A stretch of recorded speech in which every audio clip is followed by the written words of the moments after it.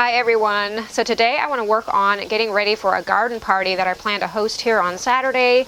And I probably won't film the actual party, once my guests arrive, but I thought I'd take you through the process as I get ready for it. I plan to have it right here on the front porch. I'll flip the camera around and kind of show you the space where I want to have it. So here is the space where I plan to have the table. Last night I moved several of the flower pots that were sitting here. Still have to move the chairs.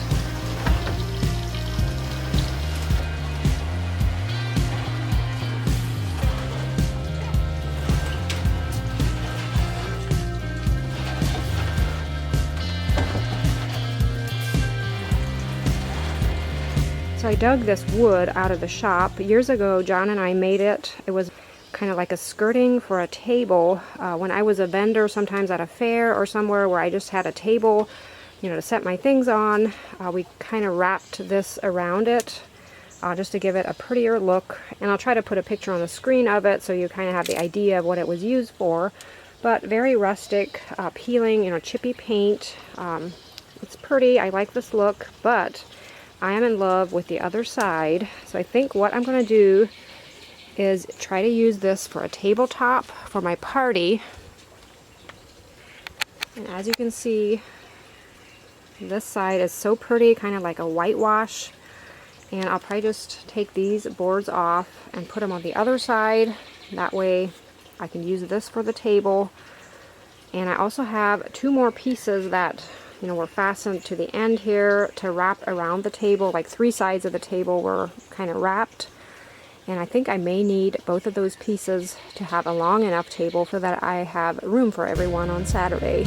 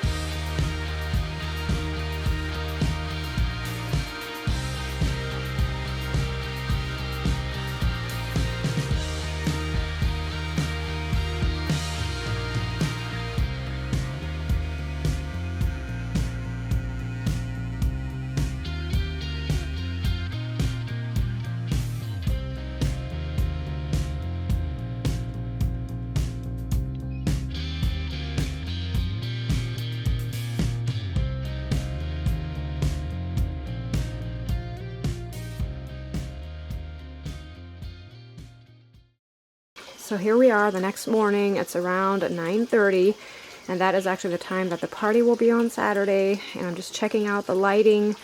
It looks really good out here. The sun won't be on the porch here until probably closer to noon, so we should be good. I didn't get a video of this, but we set the tabletop up on the sawhorses, and then I put the 2x4 in the middle here for some reinforcement. The next step here is sanding the edges. These were never really sanded or anything, and I of course don't want anyone getting any snags on here. So I'll probably sand the edges and then give it a couple of coats of polyacrylic. Nothing fancy here, guys, but I'm seriously loving the look of this table.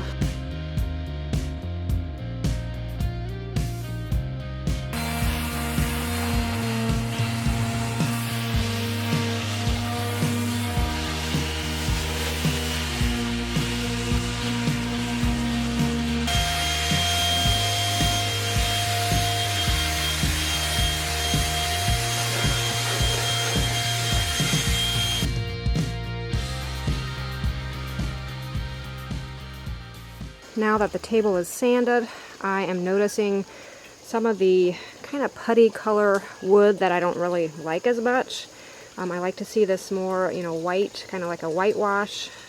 But then over here it kind of turns more into that color that I'm not so fond of. So I think what I'll do is mix some paint and water, like create my own whitewash with some very watered down white paint, and just apply streaks of it throughout the boards here. Let that dry, maybe sand it down a bit to kind of even it out, and then give it a couple of coats of polyacrylic.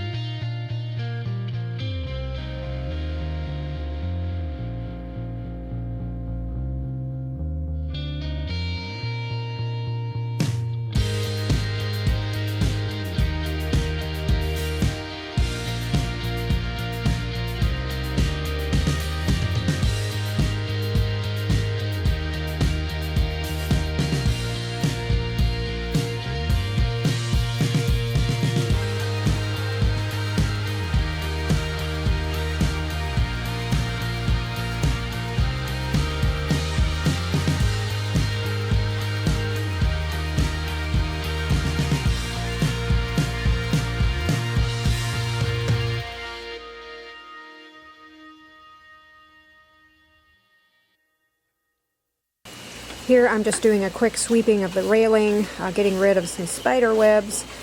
And now that I have my table up, of course I'll need some chairs. You guys wouldn't believe it. I stopped in at the Trading Post. It's an antique mall in Berlin.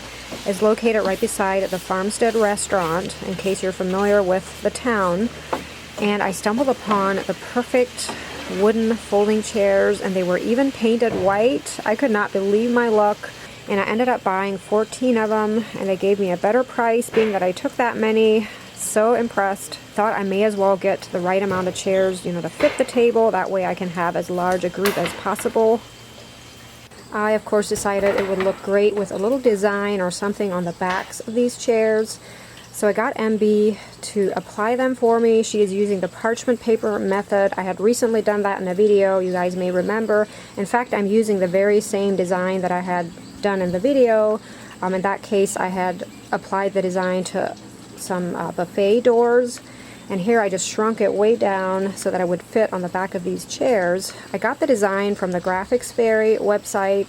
She has all kinds of vintage, French country, shabby chic type of designs that are free to use. I will put her link down below in the description box. I really thought this bumblebee with the word jardin, probably not pronounced correctly, but it is French for garden. And then the year 1914 is just a random year that somebody put on there. I think this image is so fitting for these little garden party chairs. So impressed.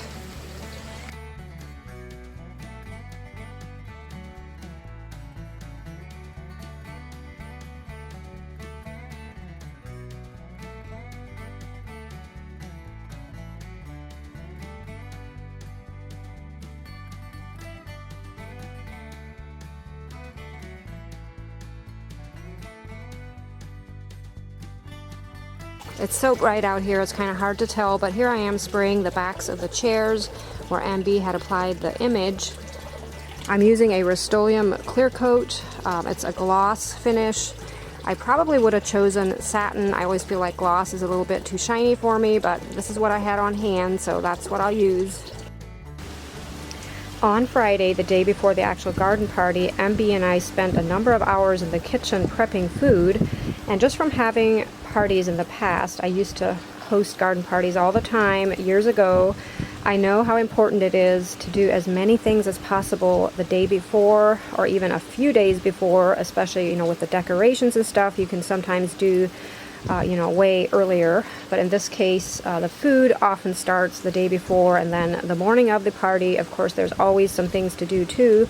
But again, I've learned to do as many tasks as possible the day before. It's just so much less stress when your people start arriving, and you just feel like you have everything more organized. I felt like I was just a little bit out of practice. With anything, the more often you do it, the better it's going to go.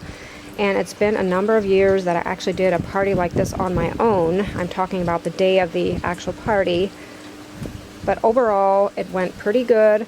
And I thought, as I was editing this video, I'm going to go ahead and put all of my recipes, every single thing that I made for this party, including the grocery list and even the prep work the days before.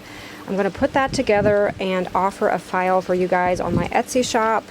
but I thought how handy that would be if I would have had something like that to go by when I first started doing garden parties. Just an organized list of, what to do, when. Something like this is so much more enjoyable if you stay somewhat organized. I will link this down below, but I do want to mention a few of the recipes on here I'm pretty sure I have included in other recipe packs. So some of the recipes might not be entirely new, but I did want to keep them all together because it went so well with this food plan that I know if I were to host a party again, I would probably use the exact same menu.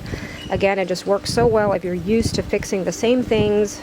So if you're at all thinking of doing a brunch garden party, which that is what I call this, kind of in between breakfast and lunch, this might be a good menu to go by. I felt like it was a nice variety of things, and I feel like if somebody didn't like the one thing, there was something else there for them. So make sure to check that out. I'll put the link down below in the description box.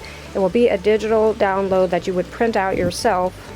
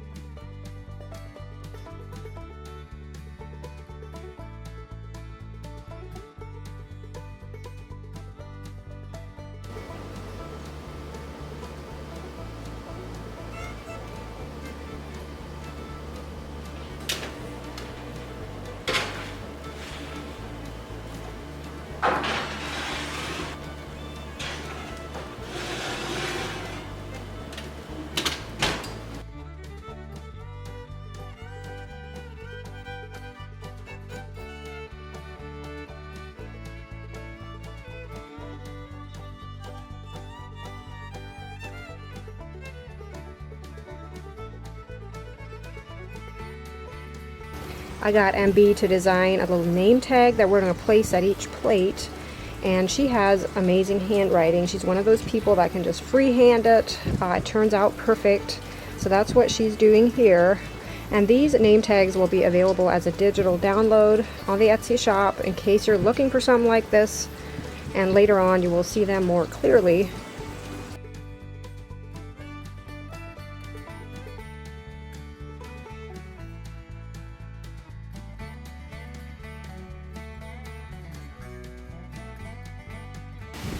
For the napkins, I'm using tea towels or sackcloths. They're from Walmart, Mainstays brand. They come in a pack of, I think, 12.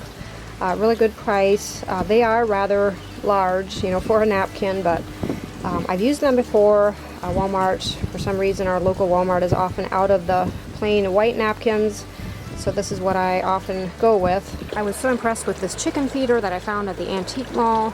I feel like it would make a great centerpiece for my table. What I plan to do is stick flowers in here, and I even felt like I have a frog of sorts, to hold my flowers in place. I may still add a few pieces of wire with that contraption on the top, just to give it, give my stems a holding place. I do have to waterproof it, probably just with plastic or just set containers inside with water. For now, I'm just spraying it out here, trying to get it as clean as possible. It is pretty rusty. I think I paid $24.50 for it. I took the feeder out to my sister's place. She kindly offered that I can use her limelight hydrangeas. It's beautiful right now. Would make such a pretty centerpiece, along with some of her other flowers and greens.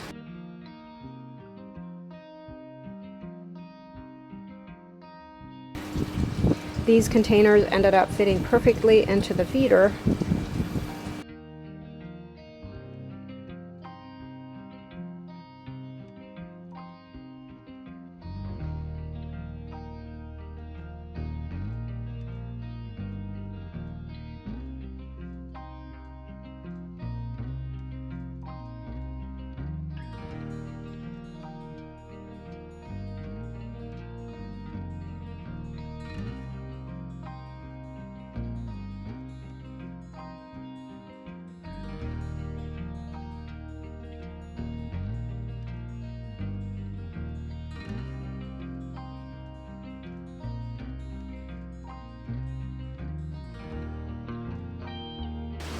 Marlene suggested to hammer the ends of the hydrangea stems, that way more water can go up into the flower. The plants we ended up using in the arrangement were the hydrangeas, cosmos, sedum, variegated Solomon seal, Greek oregano, lamb's ear, silver lace vine, and then a little spiky flower called angelonia. At one point we had some other greens in there that we ended up pulling out. That's kind of the way it is sometimes for me anyway. When arranging flowers, I kind of have to arrange and decide what I want as I go.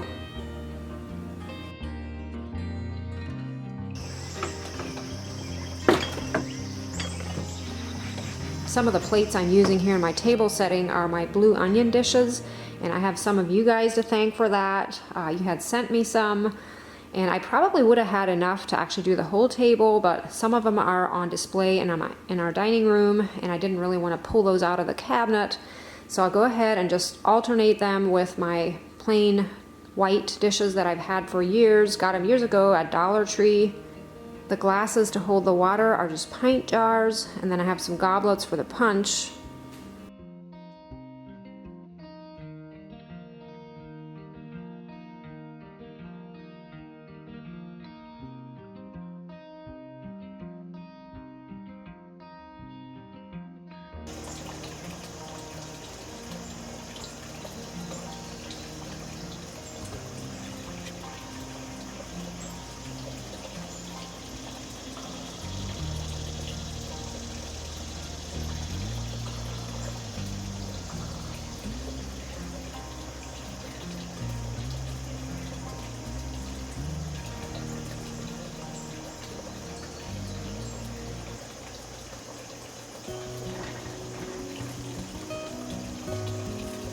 I admit I kind of went overboard in taking pictures of this setup.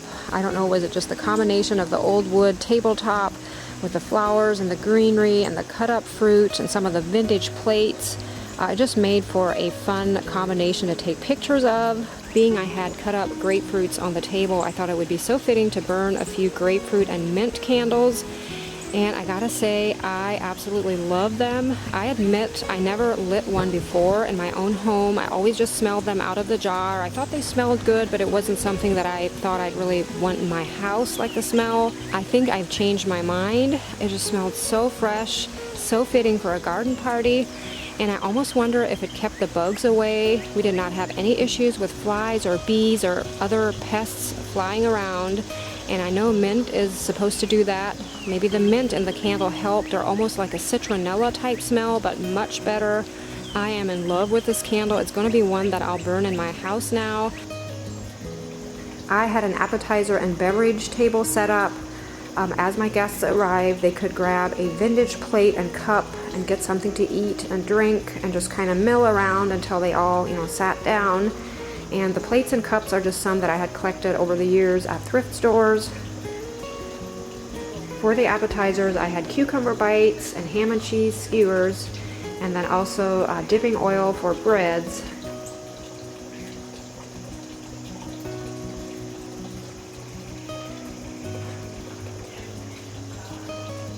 We also made a homemade strawberry lemonade punch that was really good. For the main course, I had a spinach bacon quiche, bacon wrapped smokies with a maple glaze, and miniature pancakes.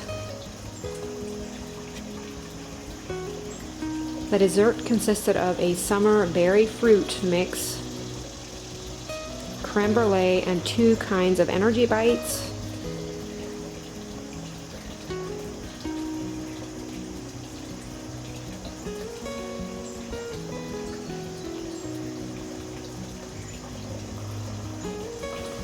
There is, of course, a pretty major cleanup after a party like this, but I kind of enjoy the challenge of seeing how quickly I can get everything put away and cleaned up.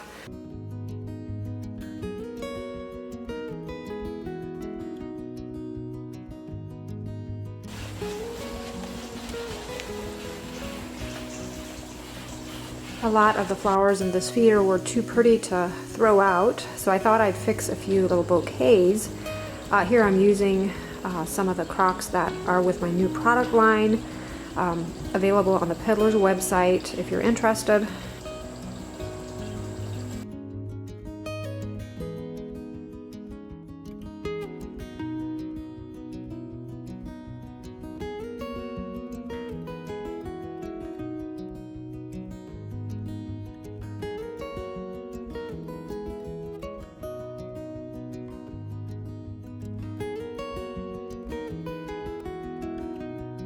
I hope you guys enjoyed the video. Thank you so much for watching. And again, if you're interested in the garden party recipes, some of the prep work schedule, and the grocery list, make sure to check it out on my Etsy shop. It's available as a digital download.